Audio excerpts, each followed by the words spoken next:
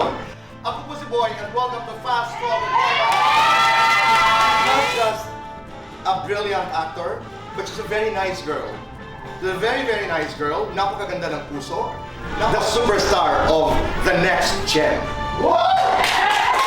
Please welcome Jillian Ward!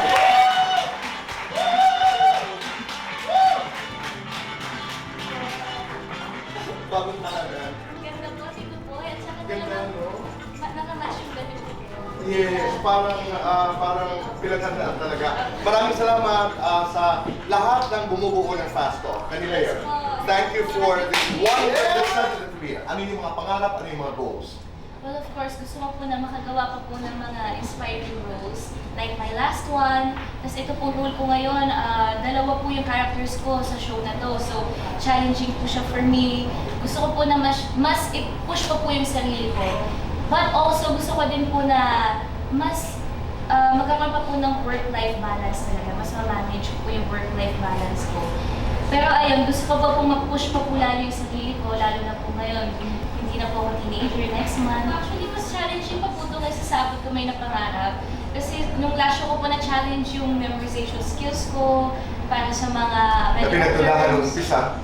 Opo. Did you prove them wrong? Opo. Di ba? And Okay. ito naman po, sa akin mas mahirap siya kasi dalawa po yung characters. Lalo po yung isa, maldita po siya. Lagi siya nakikipag-aaway.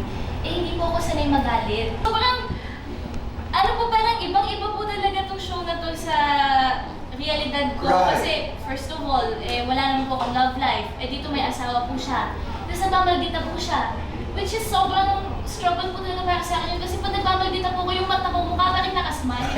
So, Hindi, wala pang love life. wala pa po. Hindi walang love life, ha? Kasi parang... Wala pa pong love life. Fans ko po kasi, I view them as friends, Oh. as family. So, kumbaga po, like last time, nagtitaping po ko sa Abot Kamay. Meron po isang lola na naka-admit po sa hospital.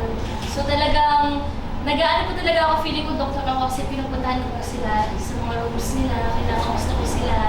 Kasi gusto daw po nilang makita si Dr. Annalyn, makita po ako. So mga ganun po, I really make time for them. And like last time po, nag-mall show po ako, kumanta ko, dami ko po mga bracelets, isang buong arm. Ganun po talaga, tapos meron sila mga ginagawa drawings for me na pinatabi ko talaga sa bahay. Jillian, Ilongga, Bongga. Bonggang Ilongga. Oh, ganda, guwapa. Guwapa. Guwapo, macho. Guwapo. Chinito, Moreno. Chinito Moreno, always. Ilan ang manliligaw mo ngayon? Uy! Mga nagpaparamdam lang kasi eh. Ilan? Mga apat. Guilty or not guilty? Nakipag-date nang hindi alam ni Manny. Not guilty. Guilty or not guilty? May pinagselosa na artista. Not guilty. Guilty or not guilty? Nag-send ng picture kay crush. Guilty. Guilty or not guilty? Sinabihan ng I love you ni crush. Hala. Hindi, mas ano lang po kasi, ano rin, parang kaugali ko po siya na medyo Tahimik din. nonchalant lang. Oh. Pero tagal ko, I like you. Okay. Is that lights on or lights off? Pag natutulog, lagi ako naka-license. Happiness or chocolates? Ay, hala! So last time sinagot ko to, iba pala ibig sabihin ng happiness! Pwede din sinabi sa Best time for chocolates. Your goodbye message to your teenage self next month. Ano ito? Teenager Jillian, you did great. And I know na you made your parents proud and that's what really matters. And madami kang napasaya. So I'm proud of you. So adult Jillian, good luck sa'yo. Makupantayan mo man lang yung nagawa ni teenage Jillian. Oh. Kaya naging okay naman po kasi nagkaroon ako ng time with my family. Nagpasko kami and nag-New Year kami together. Sa Pampanga ako nag-New Year actually.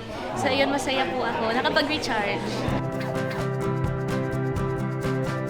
Medyo kinabahan kasi nga po, lalo na bago ang set din nyo, bago ang itsura ng lahat. So, kinabahan pero na-excite po ako kasi sobrang gusto ko this year kasi parang refresh na ma-refresh ko lahat. And I'm happy na ito yung first work ko for this year. Sana manood po kayo ng My Ilonggo Girl. January 13 po yan pagkatapos ng Batang Riles. Ayan po. Gracias. Say it and it happens. Maraming salamat.